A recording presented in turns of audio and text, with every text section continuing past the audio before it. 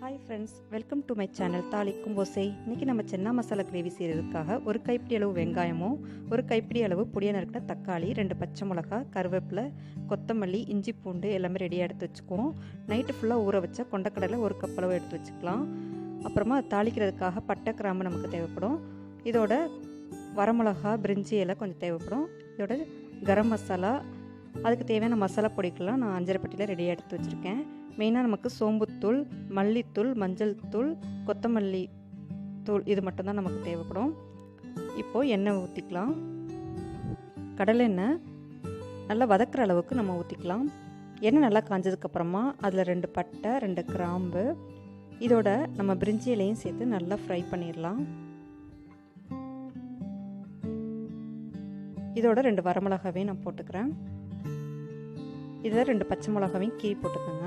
போட்டு இதை எல்லாத்தையும் நல்லா ஃப்ரை பண்ணிடலாம். இது நல்லா ஃப்ரை ஆனோன்னா நம்ம வெங்காயத்தையும் சேர்த்து நல்லா வதக்கிக்கலாம். வெங்காயம் நல்லா வதங்கிட்டு இருக்கு. இந்த நேரத்தில் நம்ம சோம்புத்தூளையும் சேர்த்து நம்ம ஃப்ரை பண்ணிக்கலாம். இதில் ஒரு 1.5 டீஸ்பூன் அளவுக்கு நான் சோம்புத்தூள் சேர்த்துக்கிறேன்.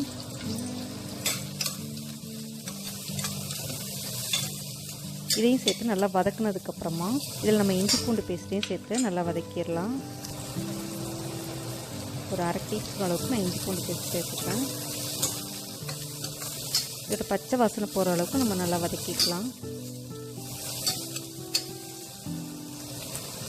இப்போ இது நல்லா வதங்கிருச்சு. இதில் பொடியாக நறுக்கின தக்காளியை நம்ம சேர்த்து வதக்கிடுவோம்.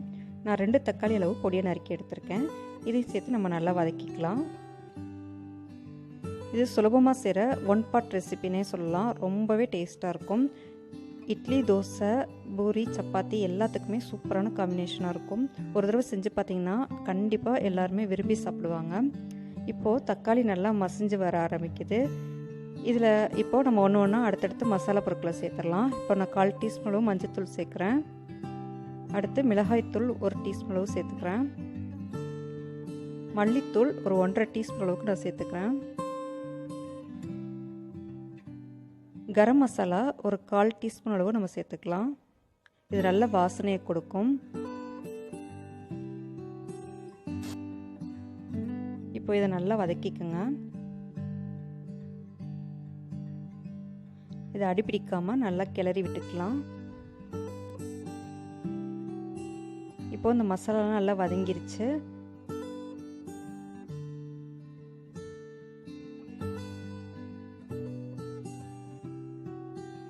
இந்த மாதிரி மசாலா நல்லா வதங்கி வந்ததுக்கப்புறமா எண்ணெய் பிரிஞ்சு வர்றது நம்ம பார்த்தாலே நல்லாவே தெரியும்.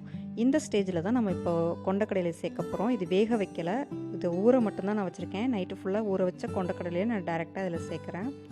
இப்போ இதை மசாலாவோட நல்லா கலரி விட்டுருங்க. கொஞ்ச நேரம் இந்த மசாலாலே இது நல்லா வதங்கட்டும்.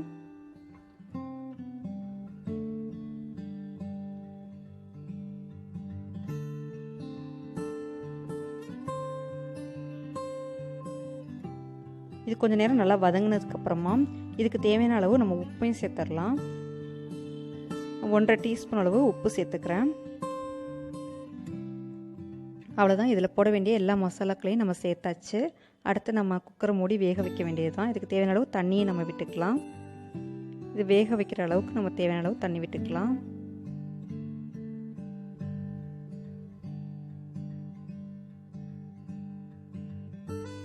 இது நைட்டு ஃபுல்லாக ஊற வச்ச கொண்டக்கடலைன்றதுனால நமக்கு 2லேருந்து 3 விசில் வச்சுருந்தா போதும். சூப்பராக கொண்டக்கடலை கிரேவி ரெடி ஆயிரும்.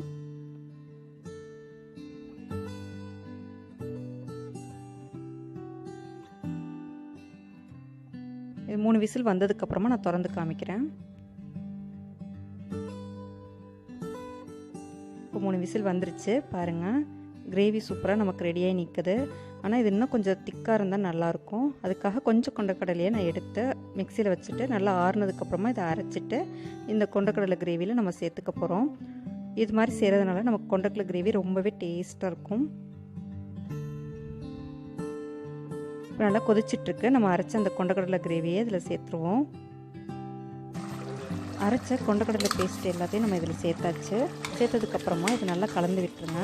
இது நல்லா கலந்து விட்டு ஒரு கொதி கொதிச்சா போதும். உப்பு செக் பண்ணி பார்த்துக்கலாம்.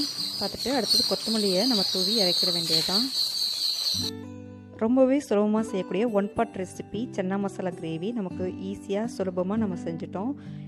ரொம்பவே டேஸ்டியான ரெசிபிங்க. ஒரு தடவை நீங்கள் செஞ்சு பார்த்தீங்கன்னா கண்டிப்பாக விட மாட்டீங்க. உங்கள் வீட்டில் எல்லாருக்கும் ரொம்பவே பிடிச்சி போயிடும். இதை நான் சப்பாத்திக்காக பண்ணியிருக்கேன். இது சப்பாத்திக்கு மட்டும் இல்லை, இட்லி, தோசை, பூரி எல்லாத்துக்குமே சூப்பராக இருக்கும். நீங்கள் செஞ்சு பார்த்துட்டு உங்கள் கமெண்ட் எனக்கு தெரிவிங்க. இது வரைக்கும் என்னோடய சேனலை யாரும் சப்ஸ்கிரைப் பண்ணலைன்னா கண்டிப்பாக சப்ஸ்கிரைப் பண்ணிக்கோங்க. கூடவே இருக்க பெல் ஐக்கானையும் ப்ரெஸ் பண்ண மறக்காதீங்க.